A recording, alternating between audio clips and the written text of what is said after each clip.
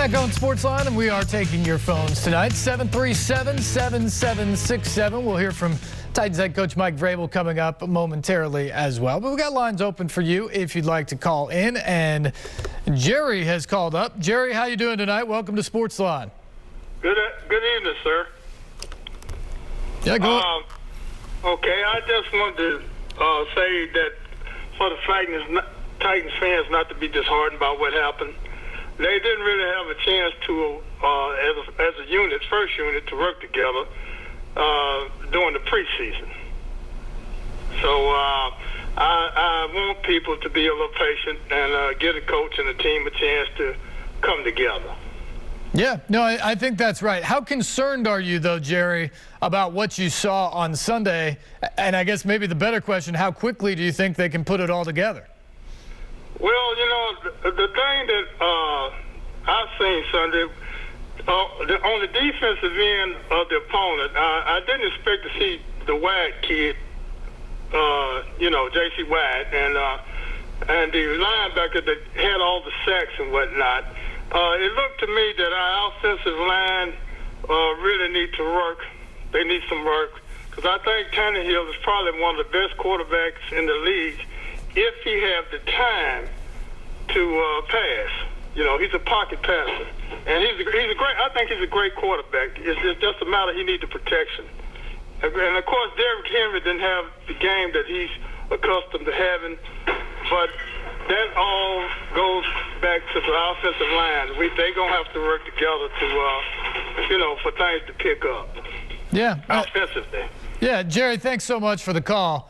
I think the interesting thing with the Titans is you look across the board on that offense, you have a bunch of guys who have a proven track record in this league of producing, whether it's Tannehill being one of the most efficient quarterbacks over the last couple of seasons. Henry's a two-time rushing champion. A.J. Brown's a two-time 1,000-yard receiver in his first 2 seasons in the league. Julio Jones, a guy who's headed to Canton, given his first decade in the league. And that offensive line has been one of the better units in the National Football League. All of those pieces apart are really impressive and have done it time in and time out in the NFL. But still, you got to mesh it all together at some point. And it was clear this unit hadn't come together yet. Even though a lot of them have played together before, it's clear Sunday they weren't ready to go full speed ahead in that first game. My question is, can they do it this week? That's the hard part to me, is when you haven't had those reps, how long does it take to get going? It does help that there is a 17th game, does help that the season's a little bit longer. It certainly helps that 2 other teams in the AFC South lost on Sunday. The only team that won, the Texans, beat the Jaguars. So this division is there for the Titans, but they're going to have to play a whole lot better than they played on Sunday. One other note about the offense, too, is Julio Jones, maybe the most notable play he had in the entire game on Sunday, was a personal foul penalty in the first half that stalled out a drive. The Titans had gotten to a 3rd and short. After the whistle goes, he's still going at it with the defensive back. He ultimately gets flagged for unnecessary roughness, and that personal foul took it from 3rd and 1 to 3rd and 16. That was a backbreaker at the time of the game, and Mike Vrabel was asked about it yesterday. You're going to hear it coming up here shortly, perhaps. We may not get to it, because essentially this is going to be the bottom line of what I'm going to go into right here. Is in the clip, when Vrabel's asked about it, he gets a little bit profane, because one of the big things he tells guys all the time on the team is don't do dumb stuff that hurts the team. Only he doesn't say stuff. Vrabel preaches that constantly, that it is a 53-man unit that takes the field on Sunday, and it cannot be about you.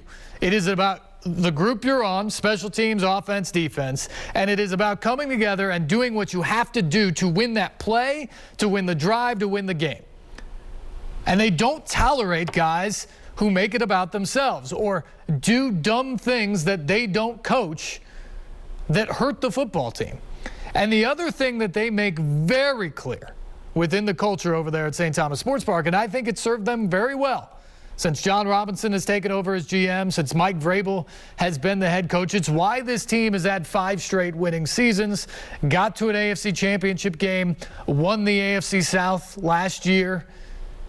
They make it very clear that they don't care who you are, what the salary cap hit on your contract is, where you were drafted, how good you are, what you did last week, any of that. They don't care about that. You have to do what they expect at all times, and that is work, that's follow the game plan, and it is, to go back to that phrase, don't do dumb stuff that hurts the team. And for Julio Jones to have done that in his first game, after not really working in the preseason, in a game, by the way, that he struggled. He had just 3 catches. He had a couple of drops in there.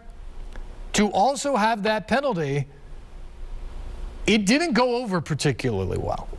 And Vrabel said, when asked about it, he said it was a critical mistake to go from 3rd and 1 to 3rd and 16. It's not something that they coach. It's not something that they teach. That's a guy going out and doing that on its own.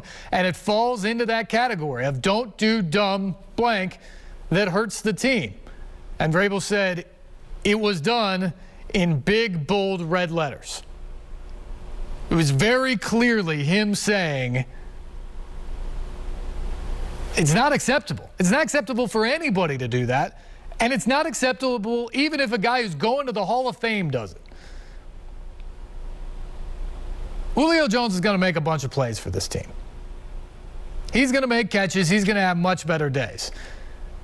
But he better not do that anymore. And that was what Vrabel was saying. And he was saying, look, the entire performance was unacceptable, but some of the undisciplined stuff was really unacceptable. And the fact that it came from one of our leaders, one of our stars, that's a big deal.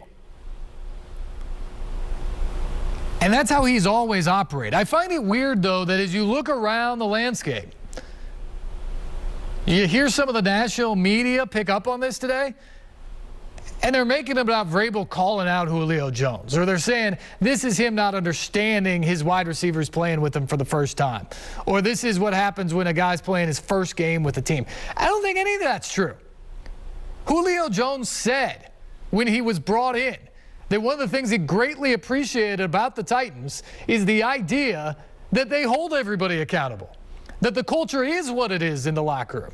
That it doesn't matter if you're going to the Hall of Fame or if you're a starter or you're making $10 million versus making $800,000. You're expected to perform when you're on the field.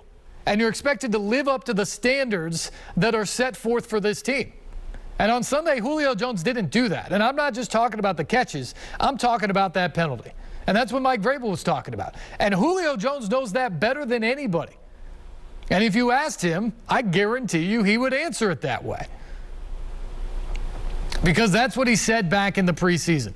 That he knows that when you're a leader and you're a star, much is expected. Much is given, but much is expected. And you're expected to lead by example. And that was not a case of that on Sunday. And so I think it's much to do about nothing when you look at the talking heads around the country on the national networks and stuff talking about Vrabel saying that about Jones, because I think Jones knows it himself. That's what he signed up for. He doesn't want to be coddled about it. He knows he can't do that. And I think in terms of the locker room, I think it's another place where Vrabel wins over the entire group. Because they all know. It doesn't matter if you're Julio Jones or Derrick Henry or Ryan Tannehill or Kevin Byard or Jeff Simmons. If you do something that hurts the team, you're going to get called out in the locker room, in the meetings the next day, maybe even in front of the media. And that's the way that you hold everybody accountable. And coming after a game like that we saw on Sunday, I think that's what you want to do. That's what you got to do. You got to show that everybody needs to be accountable. And Vrabel called himself out as well. He said, look, we all have to get back to work. We've got to be better. It starts with me. So it wasn't him just calling out Julio Jones. There were a lot of things he criticized, and it started with his performance. It started with his preparation. It started with the game plan and getting out coached. And he would be the first to admit that as well. but the standard's the same for everybody across the board. And I think that probably played well in the Titans locker room on Monday.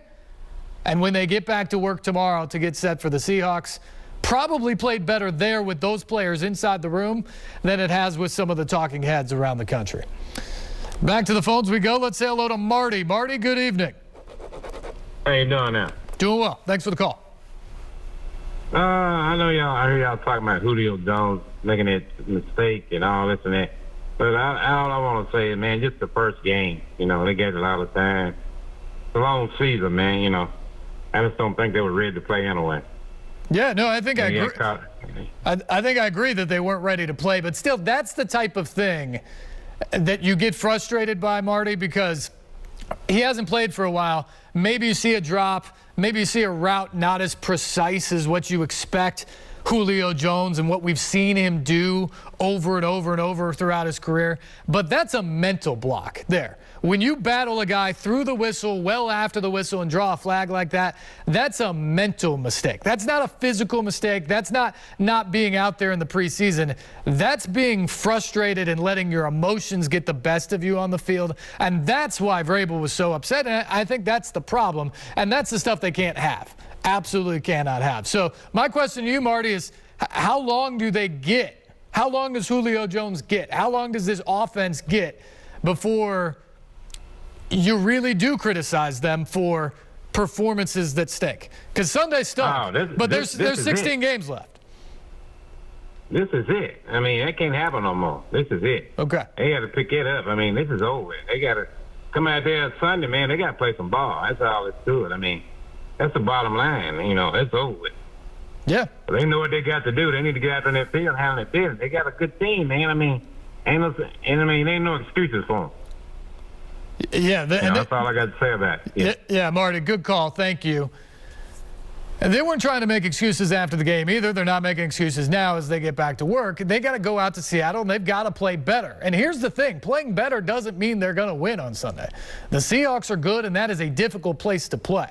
It is entirely possible that the Titans will come back to Nashville Sunday night on that long flight back from the West Coast, licking their wounds at 0-2.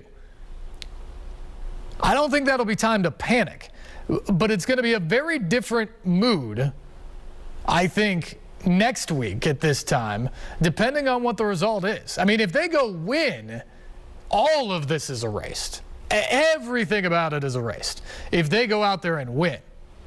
If they go out there and lose, but play much, much better and just lose in a tight game against a good team, I think you feel like, all right, they went back to work.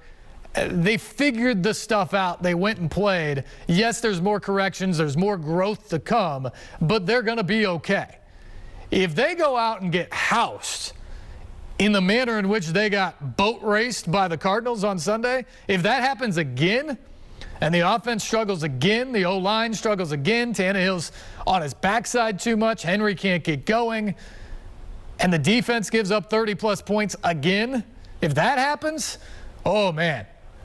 Then I think you've got some concern. Maybe not panic, but I think you have some real concern at that point about where this team is, because then they go into some really winnable games that they better take advantage of, because the schedule is not easy late in the season. So they better be clicking on full swing in the next couple of weeks, because there's some winnable games, and then there's some really, really difficult games coming up. And they've got to start playing well, because they got to win some of those. They got to win a lot of them, actually. All right, we will take a break. When we come back, we'll switch gears, get into a little college stuff. Clark Lee coming off his first win. Talked to Vanderbilt today. We'll get to that when we come back here on SportsLine.